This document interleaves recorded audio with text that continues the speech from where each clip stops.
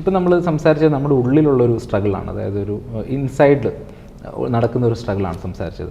ഇനി ഒരു സൊസൈറ്റിയിൽ നിന്ന് വരുന്നൊരു സൊസൈറ്റൽ പ്രഷറുണ്ട്. അപ്പം സിവിൽ സർവീസ് പോലൊരു അൺസർട്ടൺ എന്ന് പറയാൻ കാര്യം ഏകദേശം 5 ലക്ഷം പേരോളം എഴുതുന്നൊരു എക്സാമിനേഷനാണ്. 1000 പേരെ അവർക്ക് മതി.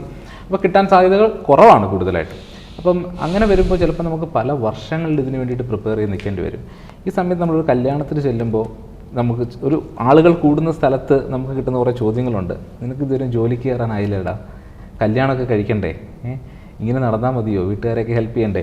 ഈ ചോദ്യങ്ങൾ ഫേസ് ചെയ്തിട്ടില്ലാത്ത ഉദ്യോഗാർത്ഥികൾ വളരെ കുറവായിരിക്കും എനിക്ക് തോന്നുന്നത്. ഇതിനെ ഹാൻഡിൽ ചെയ്യുകയാണ് ഏറ്റവും വലിയ പ്രശ്നം. കാരണം ഇത് നമ്മളെ ബാധിച്ചില്ലെങ്കിൽ നമ്മളുടെ വീട്ടുകാരെ, നമുക്ക് ചുറ്റുമുള്ള ആളുകളെ ബാധിക്കും. അപ്പോൾ അതിനെ എങ്ങനെയാണ് ഹാൻഡിൽ ചെയ്തത്? ആദ്യം നമ്മൾ മനസ്സിലാക്കിയത് ഒരു എക്സാമാണ് എന്നുള്ളതാണ് ആദ്യം മനസ്സിലാക്കേണ്ടത്. നമ്മുടെ ലൈഫിൽ നമ്മൾ ചെയ്യുന്നത് വളരെ കുറച്ച് പെർസെൻറ്റേജ് ആൾക്കാർ ജയിക്കുന്ന ഒരു കാര്യത്തിന് വേണ്ടിയിട്ടാണ്. അതിനുവേണ്ടി നമ്മൾ പ്രിപ്പയർ ചെയ്യുക, അതാണ് ആദ്യം നമ്മൾ മനസ്സിലാക്കേണ്ടത്. അതിപ്പോൾ ഏത് വിഷയത്തിലാണെങ്കിൽ നമുക്ക് ചിലപ്പോൾ ജയിക്കാം, ചിലപ്പോൾ തോക്കാം. അത് നമ്മുടെ സൊസൈറ്റി തന്നെ ബിൽഡ് ചെയ്തൊരു കാര്യം. നമ്മളെ തോൽവികളെ ആഘോഷിക്കുന്നുണ്ട് എവിടെയെങ്കിലും, അല്ലെങ്കിൽ സ്കൂളുകളിൽ തന്നെ. ഇതായിട്ട് ക്രിറ്റിസിസായിട്ട് പറയുന്നില്ല, നമ്മൾ ഒരിടത്തും തോൽവികളിൽ നിന്ന് എങ്ങനെ മുമ്പിലേക്ക് വരണമെന്ന് ആരും പഠിപ്പിക്കുന്നില്ല. സക്സസ് സെലിബ്രേറ്റ് ചെയ്യുന്നുണ്ട് എല്ലാവരും. പക്ഷേ തോറ്റ ആൾക്കാരുടെ എക്സ്പീരിയൻസ് ആണ് ഏറ്റവും വലുത്, അല്ലേ? പലതവണ തോറ്റ ആൾക്കാരാണ് ജയിച്ചിട്ടുള്ളത്. അപ്പോൾ ഞാൻ പറയുന്നത് ഈ തോൽവികളെ അക്സെപ്റ്റ് ചെയ്യാൻ പഠിക്കുക എന്നുള്ളതാണ് ആദ്യം. ഒരു തവണ തോറ്റാലും കുഴപ്പമില്ല, അടുത്തും പറ്റുമെന്നുള്ള ചിന്തയാണ് വരേണ്ടത്. 2 തവണ തോറ്റു കഴിഞ്ഞാൽ ഈ 2 തവണ തോറ്റത് എന്താണെന്ന് മനസ്സിലാക്കേണ്ട ഒരു ആറ്റിറ്റ്യൂഡാണ് വരേണ്ടത്. അതാണ് നമ്മൾ ബിൽഡ് ചെയ്യേണ്ടത്. അത് ബിൽഡ് ചെയ്ത് കഴിഞ്ഞാൽ കുഴപ്പമില്ല. ഞാനും ഇതേ സെയിം ഇഷ്യൂ അനുഭവിച്ചാണ്. ആദ്യം തോറ്റു, ഫിനാൻഷ്യൽ ബാക്ക്ഗ്രൗണ്ട് ഭയങ്കര മോശമാണ്, വീട്ടിൽ അച്ഛൻ പിന്നെയും കൂലിപ്പണിക്ക് പോയിക്കൊണ്ടിരിക്കുന്നു, അവരെ സംരക്ഷിക്കാൻ, അവരെ ജോലിക്ക് വിടുന്നത് മോശമാണ്. പല ആൾക്കാരും എന്നോട് ചോദിച്ചു. അറ്റ് ദ സെയിം ടൈം എനിക്ക് PSC ജോലി ഇട്ടിട്ട് ഞാൻ പോയതുമില്ല. അപ്പോൾ മനസ്സിലാക്കേണ്ടത് നമ്മുടെ ആസ്പിറേഷൻ എപ്പോഴും നമ്മുടെ മനസ്സിലാണ്. അത് ചിലപ്പോൾ സൊസൈറ്റിക്ക് അറിയണമെന്നില്ല.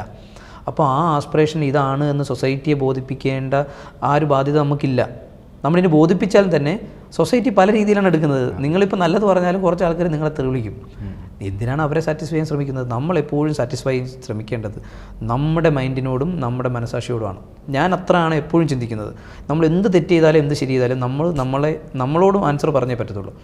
അത് ഫോക്കസ് ചെയ്യുക. നമ്മുടെ ആസ്പിറേഷൻ വലുതാണെന്ന് ചിലപ്പോൾ സൊസൈറ്റിക്ക് അറിയത്തില്ല. അത് മനസ്സിലാക്കാതെ പറയുന്നതാണെന്ന് മനസ്സിലായാൽ പോരെ? അവർക്കറിയത്തില്ല. അവർ വിചാരിക്കുന്നത് ഏതെങ്കിലും ഒരു ജോലി കിട്ടുക എന്നുള്ളതായിരിക്കും നമ്മുടെ ആസ്പിറേഷൻ. പക്ഷേ നമ്മുടെ ആസ്പിറേഷൻ അതല്ല. എന്നോട് ജോലി കിട്ടിയിട്ട് പോകായിരുന്നപ്പോൾ എനിക്ക് മെൻ്റലാണെന്നൊക്കെ പറഞ്ഞിട്ടുണ്ട് കുറേ ആൾക്കാർ. പിന്നെ സൊസൈറ്റി ഫാമിലിക്ക് പ്രഷർ കൊടുക്കും. ഇവന് ജോലിയൊന്നും കിട്ടിയിട്ട് പോകുന്നില്ല, നിങ്ങളെ ജോലിക്ക് വിടുന്നുണ്ടല്ലോ, എന്താ അങ്ങനെയൊക്കെ ചിന്തിക്കുന്നത് എന്നൊക്കെയുള്ള രീതിയിൽ. പക്ഷേ മനസ്സിലാക്കേണ്ടത് പാരൻസിനാണ് ഞാൻ പറയുന്നത്. മക്കളുടെ ആസ്പിറേഷൻസ് അവർ മനസ്സിലാക്കുക എന്നുള്ളതാണ്. ഇപ്പോൾ എനിക്ക് കിട്ടിയെന്ന് പറഞ്ഞാൽ ഫാമിലിയിൽ നിന്നല്ലാതെ സൊസൈറ്റിയിൽ നിന്ന് പ്രഷർ ഉണ്ടാക്കിയപ്പോഴും അവർക്കറിയാം എൻ്റെ ആസ്പിറേഷൻ വളരെ ഹൈ ആണ്, അത് പെട്ടെന്ന് എത്തിപ്പെടാൻ പറ്റുന്നതാണെന്ന് ഉറപ്പ് പറയാൻ പറ്റത്തില്ല. ഇപ്പോൾ ഒരു മകനോ മകളോ അവരുടെ ആസ്പിറേഷന് വേണ്ടിയിട്ട് മാക്സിമം ഡെഡിക്കേഷനോടുകൂടി വർക്ക് ചെയ്യുമ്പോൾ എല്ലാ പ്രഷറും അവർ ഹോൾഡ് ചെയ്യുക. സൊസൈറ്റിയോട് പറയുക, എൻ്റെ മകൻ അല്ലെങ്കിൽ എൻ്റെ മകൾ അവൻ എയിം ചെയ്യുന്നത് അല്ലെങ്കിൽ അവൻ്റെ ആസ്പിറേഷൻ വളരെ വലുതാണ്, അതിനുവേണ്ടി അവൻ ശ്രമിക്കുന്നുണ്ട്. ചിലപ്പോൾ കിട്ടും, ചിലപ്പോൾ കിട്ടാതെ വരും. അത് റിസൾട്ട് നമ്മൾ നോക്കുന്നില്ല. പക്ഷേ ആ ആസ്പിറേഷന് വേണ്ടി ശ്രമിക്കുന്നൊരു മൈൻഡില്ലേ, അതെ, ആ മൈൻഡിനെ നമ്മൾ മനസ്സിലാക്കുക എന്നുള്ളതാണ് പാരൻസ് ചെയ്യേണ്ടത്. ബാക്കിയെല്ലാം ഇപ്പോൾ ഞാൻ പറയാം, നമ്മളിപ്പോൾ ചിലപ്പോൾ കുറച്ച് നാളത്തേക്ക് സാക്രിഫൈസ് ചെയ്യേണ്ടി വരും. ഇപ്പോൾ ഞാൻ കുറേ ജോലി കിട്ടി, ജോയിൻ ചെയ്തില്ല. അപ്പോൾ എനിക്ക് ആ സമയത്ത് ഫാമിലി പ്രഷർ കാരണമോ അല്ലെങ്കിൽ സൊസൈറ്റി പ്രഷർ കാരണമോ ഞാൻ ജോയിൻ ചെയ്തെന്ന് വിചാരിക്കാം. ഒരു ജോലിയിൽ ഞാൻ കയറും, ആ ജോലിയുടെ ഡിഗ്നിറ്റി ഉണ്ട്. പക്ഷേ എൻ്റെ ലിമിറ്റഡ് അല്ലേ സ്കോപ്പ്. എനിക്ക് ഇപ്പോൾ കേസിൽ വന്ന് ചെയ്യാൻ പറ്റുന്ന അത്രത്തോളം എവിഡൻ്റ് ആയിട്ട് വളരെ ഷോർട്ട് ടൈമിൽ ഒന്നും ചെയ്യാൻ ചിലപ്പോൾ പറ്റിയെന്ന് വരത്തില്ല. എൻ്റെ പൊട്ടൻഷ്യലോ എബിലിറ്റിയോ വെച്ച് ചിലപ്പോൾ എനിക്ക് അതിനേക്കാളും മുകളിലെത്താൻ പറ്റുമായിരുന്നു എന്ന് എനിക്കൊരു തോന്നലുണ്ടാവും. ആ ഗിൽട്ട് നമ്മുടെ ജീവിതത്തിൽ ഒരിക്കലും മാറത്തില്ല. അതാണ് നമ്മൾ മനസ്സിലാക്കേണ്ടത്. നമുക്ക് ശരിയാണ് എന്ന് തോന്നുന്ന കാര്യമാണ് ചെയ്യേണ്ടത്. അതെ, സൊസൈറ്റി ഇതേ പറയും. നമ്മളിപ്പോൾ IAS ആയാലും KS ആയാലും നമ്മൾ ചെയ്താലും അതിന് 2 വശം കാണും. അത് നമ്മൾ മൈൻഡ് ചെയ്യാതിരിക്കുക. നമ്മളെപ്പോഴും നമ്മളെ സാറ്റിസ്ഫൈ ചെയ്യിപ്പിക്കുക. നമ്മുടെ ആസ്പിറേഷൻ സ്ട്രോങ് ആണെങ്കിൽ ഞാൻ പറഞ്ഞില്ലേ, എപ്പോഴും നമ്മൾ ഡിറ്റർമിൻഡ് ആയിരിക്കണം. നമുക്കതിലെത്തണം എന്നുള്ള വളരെ സ്ട്രോങ് ആയിട്ടുള്ള ആറ്റിറ്റ്യൂഡ് വേണം. വേറെ എല്ലാം മാറ്റി വെച്ച് പ്രയോറിറ്റി അതിലേക്ക് കൊണ്ടുവരിക. നമുക്കത് ആസ്പിറേഷൻ ഉണ്ട്, പക്ഷേ അതിനുവേണ്ടി നമ്മൾ ഡെഡിക്കേറ്റ് ചെയ്യത്തില്ല, 100% വർക്ക് ചെയ്യത്തില്ലെങ്കിൽ നമുക്കൊന്നും ചെയ്യാൻ പറ്റത്തില്ല. പക്ഷേ ആ ഡെഡിക്കേഷൻ ഉണ്ടെങ്കിൽ 100% വർക്ക് ചെയ്യാനുള്ള ഒരു മനസ്സുണ്ടെങ്കിൽ ഈ പറയുന്ന ഒരു വിഷയമാണെന്ന് എനിക്ക് തോന്നുന്നില്ല. അതിനൊരു എക്സാമ്പിളാണ് ഞാൻ 5-6 തവണ തോറ്റതാണ്. കാരണം ജീവിതത്തിൽ ഒരിടത്തും പരീക്ഷയ്ക്ക് തോറ്റിട്ടില്ല. അതിനുശേഷം ഒരു 4-5 തവണ വലിയൊരു എക്സാം വഴി തോറ്റു. അപ്പം ഞാനതിൽ നിന്ന് റിയലൈസ് ചെയ്തെന്താ, ഞാൻ റിയലൈസ് ചെയ്തത് വളരെ ചെറിയൊരു കാര്യത്തിന് വേണ്ടിയല്ല ഞാൻ എയിം ചെയ്യുന്നത്, വലിയ കാര്യത്തിനാണ്. ഇനി അത് തന്നെ ആലോചിച്ച് നോക്കുക. സിവിൽ സർവീസിന് 10 മാർക്കിന് സർവീസ് പോയി, ഇപ്പോൾ എനിക്ക് KS കിട്ടിയില്ലേ? 10 വർഷം അല്ലെങ്കിൽ 8 വർഷം കഴിയുമ്പോൾ IAS കിട്ടി കേരള കേഡറിലിരുന്നൂടെ? ഇതല്ലേ എല്ലാവരും എയിം ചെയ്യുന്നത്. ഇപ്പം ഞാൻ വിചാരിക്കുകയാണ് ഇപ്പം സിവിൽ സർവീസ് കിട്ടാതെ ഞാൻ നിർത്തിപ്പോയിരുന്നെങ്കിലോ, ഇല്ലെങ്കിൽ ഇതിന് ഇടയ്ക്ക് എനിക്ക് മുമ്പ് കിട്ടിയ ഏതെങ്കിലും ജോലിക്ക് ഞാൻ കയറിയിരുന്നെങ്കിലും എനിക്ക് ഇവിടെ എത്താൻ പറ്റത്തില്ല. അപ്പോഴും ആ ജോലിയിൽ ഞാൻ തുടരുമെങ്കിലും എൻ്റെ മനസ്സിലെപ്പോഴും ആ ഗിൽട്ട് ഫീല് സൊസൈറ്റിക്ക് അത് മനസ്സിലാകത്തില്ലല്ലോ, നമുക്കത് മനസ്സിലാവും. നമ്മുടെ ജീവിതകാലം മൊത്തം നമ്മുടെ ഗിൽട്ട് ഇങ്ങനെ കൊണ്ടു നടക്കും. നമ്മൾ ആ ഗിൽട്ടിനെ മാറ്റിക്കഴിഞ്ഞാൽ നമുക്ക് സമാധാനമായിട്ട് ഉറങ്ങാൻ പറ്റും.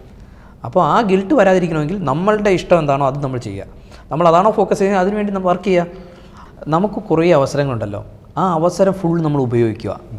അവസരം ഉപയോഗിക്കാതിരുന്നിട്ട് എനിക്ക് കിട്ടിയില്ല, അല്ലെങ്കിൽ എനിക്കത് പറ്റുമോ എന്നുള്ളത് ചിന്തിക്കുന്നതിനല്ല ശരി. ആ അവസരം നമ്മൾ ഉപയോഗിച്ച് നമ്മളെ കൊണ്ട് പറ്റുന്ന കഴിവ് മാക്സിമം നമ്മൾ ഡെഡിക്കേറ്റ് ചെയ്ത് വർക്ക് ചെയ്യുക. ഇനി നമ്മളെല്ലാം ചെയ്തിട്ട് നമുക്ക് കിട്ടിയില്ലെങ്കിൽ ഓക്കെ, ഇറ്റ്സ് ഓക്കെ. പക്ഷേ നമുക്കൊരു ഗിൽട്ട് ഫീൽ തോന്നത്തില്ല, കാരണം നമ്മളതിനുവേണ്ടി മാക്സിമം പ്രിപ്പയർ ചെയ്തു എന്നുള്ളതാണ്. പിന്നെ ഉറപ്പാണ് അത്രയും ഡെഡിക്കേഷനോടുകൂടി വർക്ക് ചെയ്ത് കഴിഞ്ഞാൽ ഉറപ്പായിട്ട് നമുക്ക് സക്സസ് ആവാൻ പറ്റുമെന്നുള്ളതാണ്. IAS കിട്ടണമെന്നല്ലല്ലോ, IAS കിട്ടിയില്ലെങ്കിൽ KAS കിട്ടും, KAS കിട്ടിയാൽ IASലേക്ക് പോകാം. ഇനി KAS കിട്ടിയില്ലെങ്കിൽ സെക്രട്ടറി അസിസ്റ്റൻ്റ് ആവാം, അതിലും ഹൈ ആയിട്ട് കയറി നമുക്ക് അഡീഷണൽ സെക്രട്ടറി വരെ ആവാം. അപ്പോൾ എല്ലാ ജോലിക്കും അതിൻ്റേതായതുണ്ട്. പക്ഷേ നമ്മുടെ ആസ്പിറേഷൻ വലുതാണെങ്കിൽ അതിൻ്റെ അടുത്ത് വരെ എത്താൻ നമുക്ക് ഉറപ്പായിട്ടും പറ്റുമെന്നുള്ളതാണ്. അതിനകത്തൊരു ഡൗട്ടും എനിക്കിതുവരെ തോന്നിയിട്ടില്ല.